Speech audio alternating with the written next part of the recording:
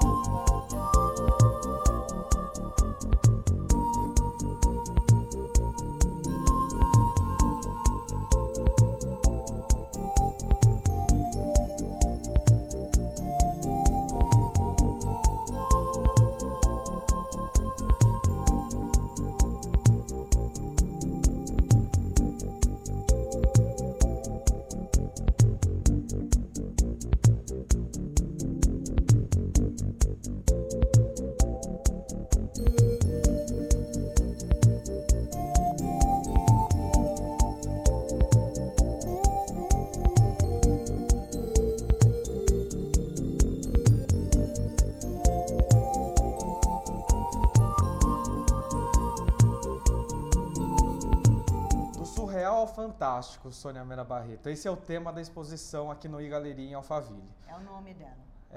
E aí, pelo que eu percebi, como fã que sempre sou, né, já dando uma lida em todos os releases aí, eu percebi 3 fases até distintas do trajeto da sua carreira, que é o surrealismo, o realismo fantástico e essa fase nova, né, bem interessante que você está apresentando agora, que são os diálogos, né, que são os livros objeto.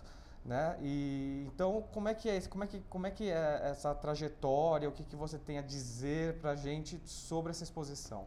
Eu acho assim, realmente para mim foi muito bacana porque é como se fosse, eu estou fazendo uma visita ao passado, algumas obras não são minhas, né?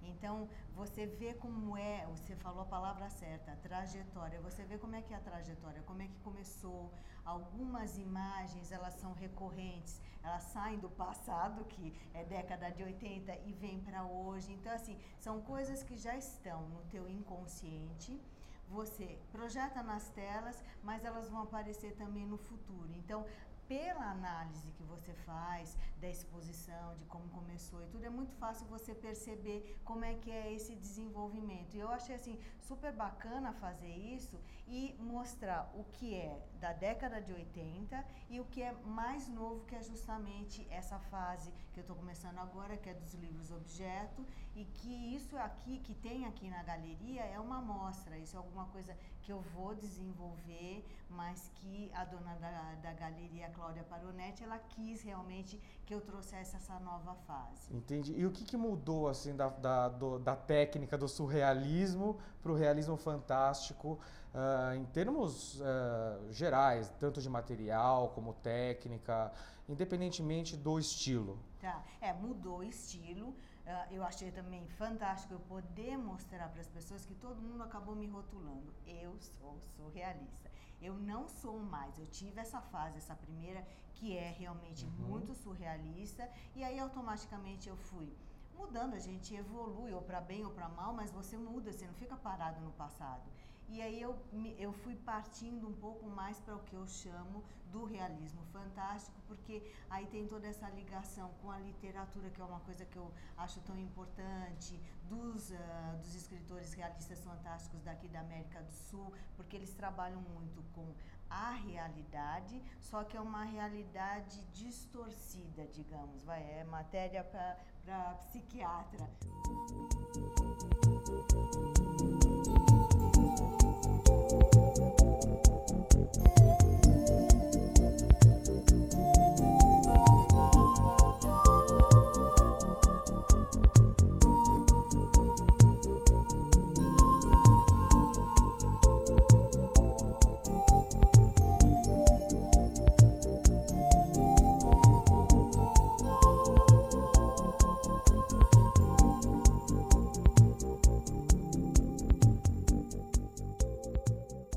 O mais interessante que eu acho da sua obra, da sua trajetória, é exatamente essa sua capacidade de se reinventar e de renovar. E até é muito interessante que outro dia escrevi em uma das minhas crônicas sobre as máscaras que a sociedade, né, nos impõe, que somos impingidos a usá-las, inúmeras delas, para a vida, né, para o cotidiano comum. Né? E você é uma artista que tem essa capacidade, né? Essa versatilidade e a todo momento está com projetos novos, se reinventando. Quer dizer, você não pode ser taxado ou estereotipada como simplesmente uma pintora que pinta somente óleo sobre tela. Né? Então, quer dizer, teve essa transição do surrealismo para o realismo fantástico, né? E o porquê dessa transição, o que mudou na técnica, quais os motivos pessoais, o que você buscou, teve alguma razão de cunho pessoal nisso? Antes, eu só queria dizer isso que você falou da questão da mudança, da criação, da invenção, da reinvenção. Isso eu acho que faz parte da personalidade do artista. Ele tem, assim, o que é uma função ou uma característica básica de um artista? A criação. Ele tem que criar. Então, ele tem sempre que estar se inovando. Eu até acho que eu fiquei um bom tempo meio paralisada. Agora que eu estou assim com aquela ânsia de criar, de fazer coisas diferentes, eu comecei a pensar em outras mídias, voltar a fazer serigrafia, fazer uma serigrafia diferenciada, fazer escultura, quer dizer, abrir um campo, porque o artista ele não pode ser limitado, ele não pode ser só um pintor.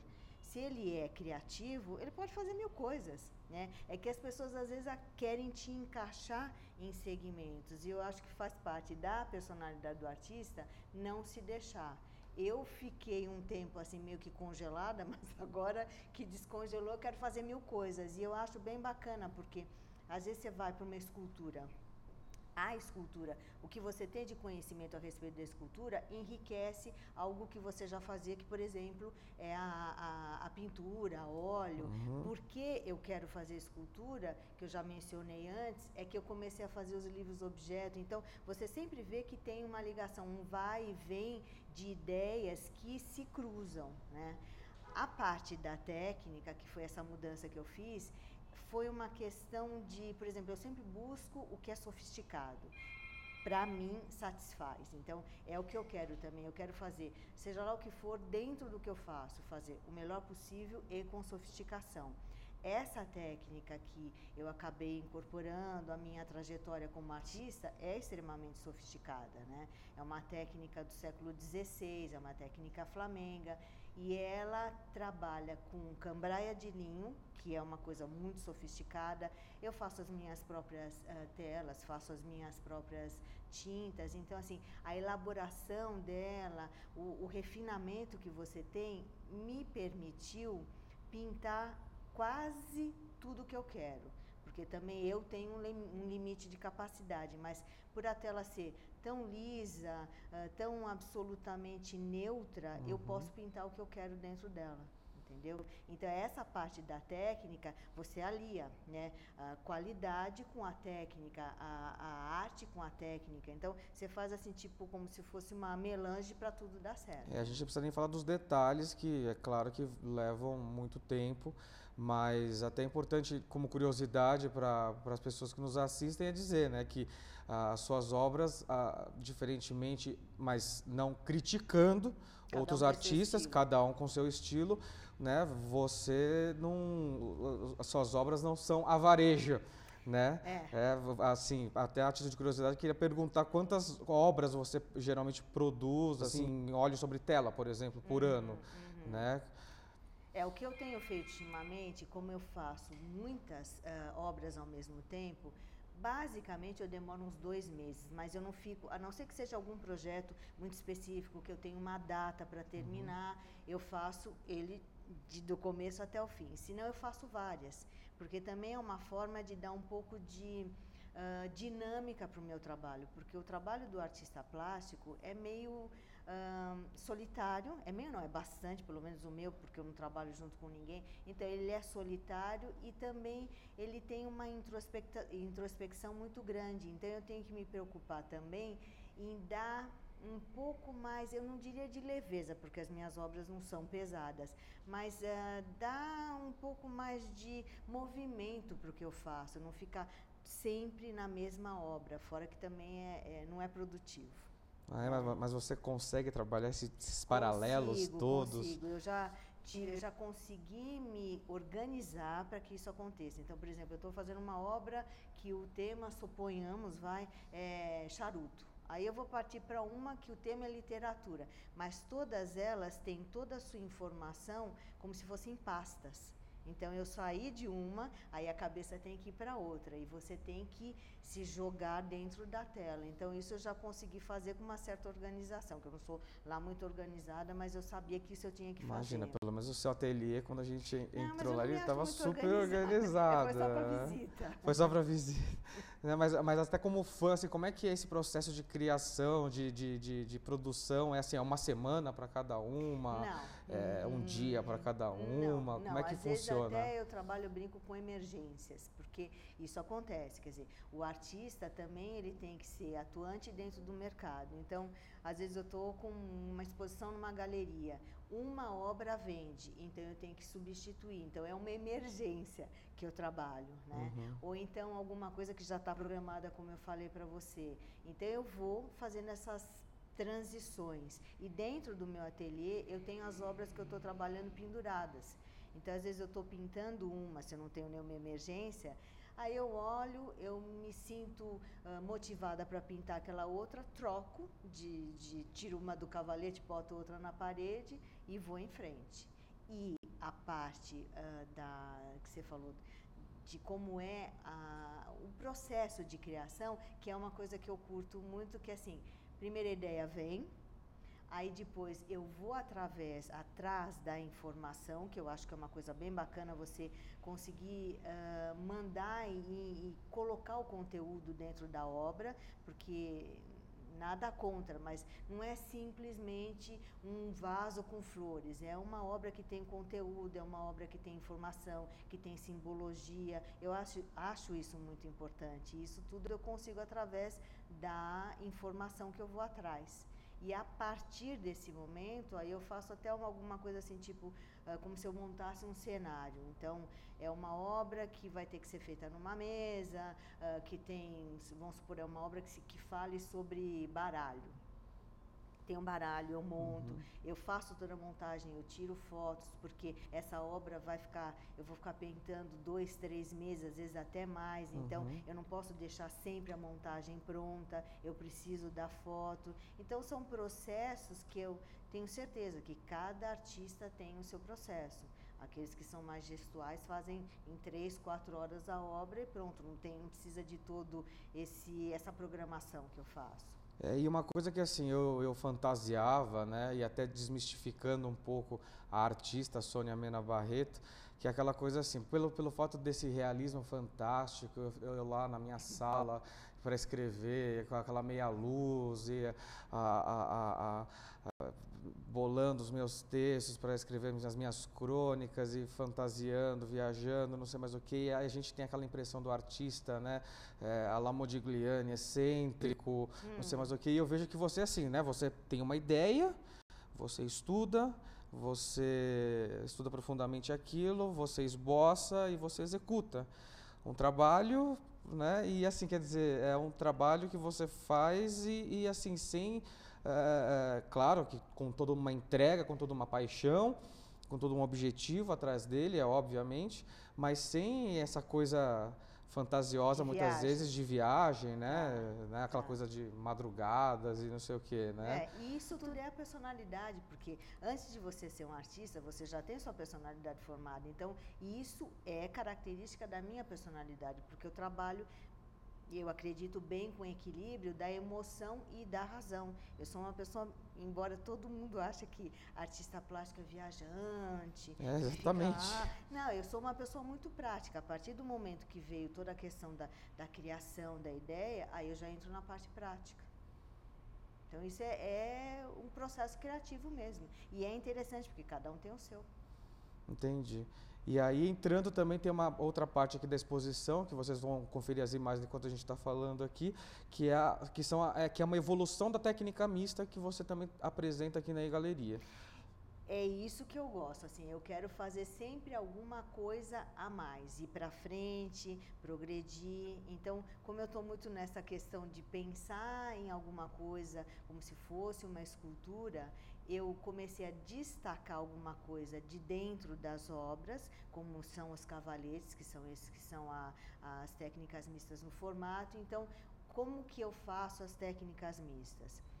É uma ideia, um conceito cavalete. Então, todas elas têm o formato do cavalete. O que tem dentro é diferente. Aí tem uma parte toda pintada, eu vou fazer uma série delas como se fosse uma homenagem também aos artistas. Tem aquela do action painting, que é o artista jogando a tela, a tinta no papel. Então, para cada uma vai ter um momento. Uma vai ter uma gaveta, outra não vai ter, mas é gostoso porque eu consigo também modificar uma ideia que seriam 15 basicamente iguais, mas já não são tão iguais. O que é igual é o conceito cavalete. Entendi. E os giclês continuam, mas também evoluíram? Não, o giclê continua basicamente o mesmo, porque a giclê é técnica.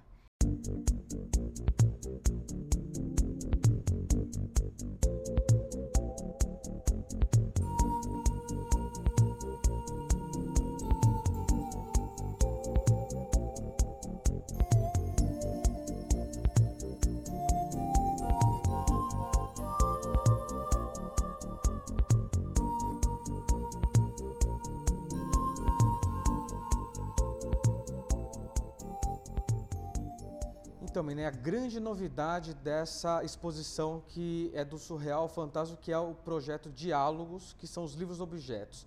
Conta pra gente o que são, na verdade, esses livros-objetos.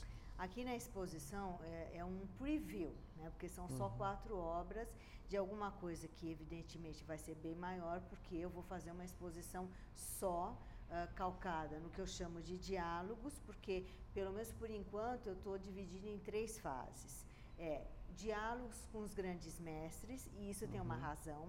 Eu aprendi a pintar com o professor Loy, que era o Luiz Portinari, dessa forma, porque ele tinha um método na escola, que a gente tinha uma mesa grande, cheia de fascículos de livros, e ele já pedia para o aluno que encontrasse lá no meio alguma coisa que o estimulasse a fazer uma releitura. Então, naquela época, eu passei por várias obras que eu gostaria de ter a técnica e a capacidade de fazer uma releitura, mas eu não tinha. Então, agora eu tenho. Começou justamente com isso. Então, tem os diálogos. Aqui na exposição eu tenho um diálogo com o Gueldi, que ele tem uma obra magnífica, é um ilustrador, é um gravador. Ele tem uma obra específica que retrata guarda-chuvas, então você imagina toda uma obra branca e preta com guarda-chuvas vermelhos, que é maravilhosa. Eu fiz essa obra em homenagem a ele. Tem uma homenagem também ao Vermeer, e também tem a outra fase, são 3, né? A outra que eu subdividi, que é diálogos comigo mesma, que é aquilo tudo que eu gosto de fazer, das brincadeiras, da interação com as pessoas que estão vendo as minhas obras. E o terceiro, que é diálogos com a literatura. Aí eu vou encontrar os grandes mestres da literatura e os escritores que de alguma forma causaram impacto na minha vida. Esse ainda não comecei, é só... Então os livros-objetos ainda tem muita coisa por vir. Muito, e provavelmente não vão ficar só nessas 3 sessões, eu vou criar alguma coisa a mais, porque é tudo assim, é um desenvolvimento, você vai imaginando coisas diferentes, cada livro que eu leio é uma história diferente. Eu comentei com você, Matias, que eu estou lendo o livro do Pessoa, que fala justamente, chama-se O Livro do Desassossego. Então, como conseguir passar isso para uma tela, e são telas que induzem a tridimensionalidade, que já é alguma coisa querendo ir para a escultura. É uma coisa que eu estou assim, extremamente entusiasmada. E não esqueça do nosso poetinha Vinícius de Moraes. Sim, você tinha falado.